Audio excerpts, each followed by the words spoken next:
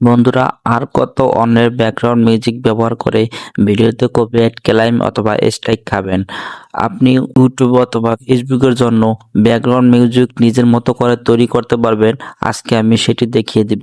ইউটিউবে অথবা ওয়েবসাইট থেকে যে ব্যাকগ্রাউন্ড মিউজিকগুলো আমরা কপিরাইট পাবো না বলেও নেই, দিন শেষে আমরা কপিরাইট স্ট্রাইক অথবা কপিরাইট ক্লেইম খাই। তো আজকে আমি দেখাবো কিভাবে কপিরাইট ক্লেইম আসবে না এমন মিউজিক তৈরি করতে পারবো নিজেই, তাও আবার এআই দিয়ে। তো আমি চলে যাব যে কোনো এআইতে অথবা চ্যাটজিপিটিতে, সেখান থেকে আমার যেই ধরনের ব্যাকগ্রাউন্ড মিউজিক দরকার সেই ধরনের ব্যাকগ্রাউন্ড মিউজিকের জন্য চ্যাটজিপিটিকে বলবো সেই রকমের একটি প্রম্পট দিতে। আমি এখানে অনেকগুলো ব্যাকগ্রাউন্ড মিউজিকের জন্য প্রম্পট চেয়ে রেখেছি।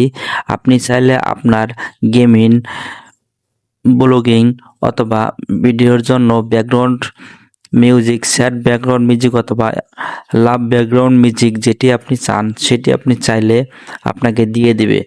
তো এরপরে এটি কপি করে আমাদের আসতে হবে জেমিনিতে। আমরা জেমিনিতে চলে আসলাম। এরপরে আমাদের এখানে সিটিংগুলো অ্যাক্টিভ করতে হবে। সেটি হলো, এখানে যে দেখতে পাচ্ছেন যে ঢুকলে এখানে ফার্স্ট লেখাটি আছে, এই ফার্স্ট লেখাটির জায়গায় আপনাদের সব পুরো করলে ভালো হয়। তবে আপনি এখানে থিঙ্কিং করে দিবেন, অথবা পুরো থাকলে পুরো, হয়তো থিঙ্কিং করে দিবেন। তো আমি এখানে পুরো করে দিচ্ছি। পুরো না থাকলে থিঙ্কিং করলে সমস্যা নেই।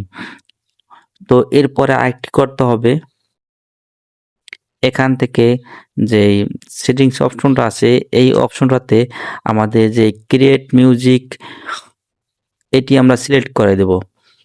এটি সিলেক্ট করে দেওয়ার পরে আমরা আমাদের যেই প্রম্পটটি কপি করে রেখেছি সেই প্রম্পটটি এখানে পেস্ট করে দেব।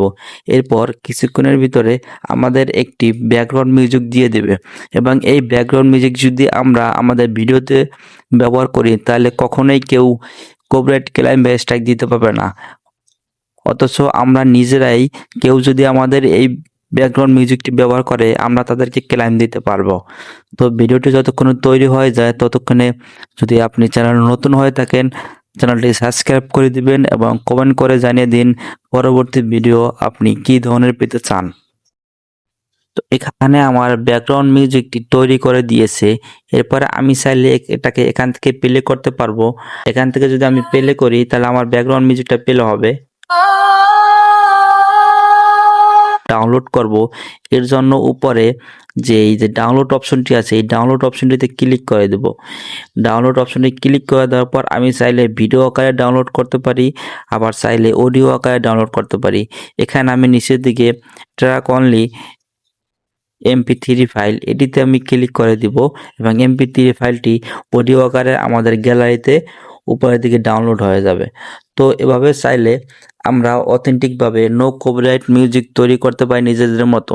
তবে একটি কথা বলে রাখি, আপনি যত ভালো প্রম্পট দিতে পারবেন তত আপনার মিউজিক ভালো হবে। তো এটি আপনি মাথায় রাখবেন। আজকের ভিডিওটি এ পর্যন্ত। সবাই ভালো থাকবেন।